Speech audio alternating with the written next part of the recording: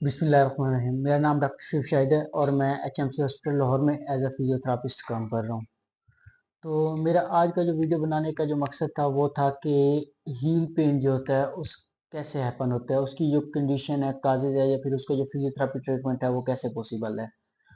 तो जो heal pen होता है ना, बेसिकली वो तब होता है जब हम ज़्यादा देर स्टैंडिंग कर रहे हैं, सिटिंग कर रहे हैं, या फिर हमें वॉकिंग के दौरान पेन स्टार्ट हो जाती है, या फिर जो इसकी कॉमन कंडीशन है वो है कि सुबह के वक्त जब हम बेड से उठते हैं तो हमारी हील में जो होता है वो पेन स्टार्ट हो जाता है। तो इसकी कौन कौन सी कंडीशंस हैं या काजेज हैं जिसकी वजह से जो होता है हील में पेन स्टार्ट हो जाता है। तो इसमें जो सबसे पहले कॉमन कंडीशन आ जाती है, जो कि हमारी मोस्टली पेशेंट्स भी आ जाते होते हैं क्लिनिकल प्रैक्टिस में, वो आ जाते हैं प्लांटर fasciitis के। इसमें क्या होता है, जो पेशेंट की कंप्लेन होती है वो ये होती है कि भी जो मेरे पाँव के तलवे हैं उनमें जो होती है मुझे पेन स्टार्ट हो जाती है। तो इस पेन की जो रीज़न होती है वो ये होती है कि जो हमारा लिगामेंट है उसमें स्वेलिंग हो जाती है। जब हमारा लिगामेंट्स में सूजन हो जाएगी तो जो हमारे पाँव के तलवे हैं उनमें हमें पेन स्टार्ट हो जाएगी। तो इस कंडीशन को जो हम कहते होते हैं वो हम कहते हैं प्लांटर fasciitis, और ये कॉमन कंडीशन है हील पेन की। इसके अलावा एक और कंडीशन आ जाती है जिसको हम कहते होते हैं हील स्पर। ये एक ऐसी कंडीशन है जिसमें जो हमारा कैल्शियम लेवल होता है वो एक ही जगह पे एक्युमुलेट हो जाता है।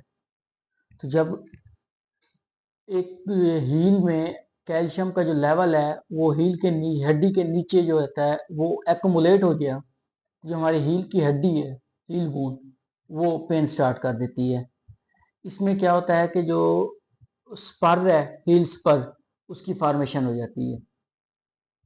ये अनकॉमन कंडीशन है और बहुत कम पेशेंट आते होते हैं जिनमें जो होता है कैल्शियम डेपोजिशन की वजह से जो होता है वो हील्स पर फॉर्मेशन हो जाती है और हील में पेन स्टार्ट हो जाती है।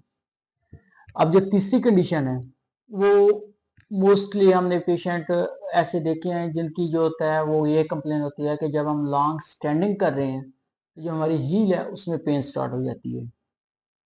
इसकी एक सिंपल सी इसकी ये है कि जब भी कोई बंदा लॉन्ग स्टैंडिंग करता है तो उसके जो पाँव की हड्डी है उसके ऊपर प्रेशर जनरेट होता है, और जब वो प्रेशर जनरेट हो रहा होता है तो वो अगर ज़्यादा देर तक हो जाता है तो वो उसके ऊपर पेन ऑटोमेटिकली स्टार्ट हो जाता है। तो इसके लिए यही है कि हमें लॉन्ग स्टैंडिंग से बचना चाहिए। और जो कंडीशन आ जाती है वो आ जाती है गलत फुटवेयर। हम शूज़ ऐसे यूज़ कर रहे होते हैं जो कि हमारे लिए प्रॉपर कंफर्ट हमें नहीं दे रहे होते, तो उनकी वजह से जो होते हैं हमारे हील पेन स्टार्ट हो जाती है। तो वो कैसे शूज़ होते हैं जिनकी वजह से हमें हील पेन स्टार्ट हो जाती है? वो होते हैं अनसपोर्टेड या फिर होते हैं हार्ड सोल वाले। जब हम इस टाइप के शूज़ पहनते हैं तो जो हमारा फुट है उसकी हील में पेन स्टार्ट हो जाती है। तो हमें इस कंडीशन से अगर बचना है तो हमें मेडिकेटेड सोल वाले शूज़ ही यूज़ करने चाहिए, और पेशेंट को भी यही सजेस्ट करना चाहिए कि आप मेडिकेटेड सोल यूज़ करें ताकि हम आप हील बोन के पेन से बच सकें।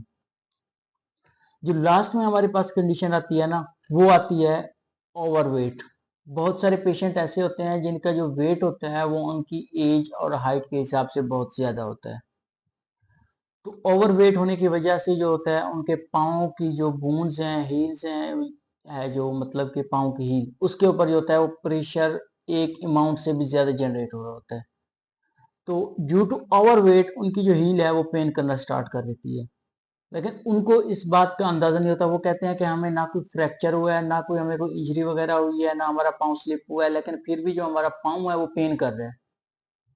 तो जब इस कंडीशन के साथ हमारे पास पेशेंट आता है तो हमने उनको यही सजेस्ट करना होता है कि आपने अपना प्रॉपर फुटवियर करना है, उसके अलावा लॉन्ग स्टैंडिंग भी नहीं करनी, और अपने वेट को कम करना है ताकि इन फ्यूचर हम ऐसी कंडीशन से फिर हमें सामना ना करना पड़े और हम बच सकें। और हमने फिजियोथेरेपी ट्रीटमेंट क्या देना है ऐसे पेशेंट को?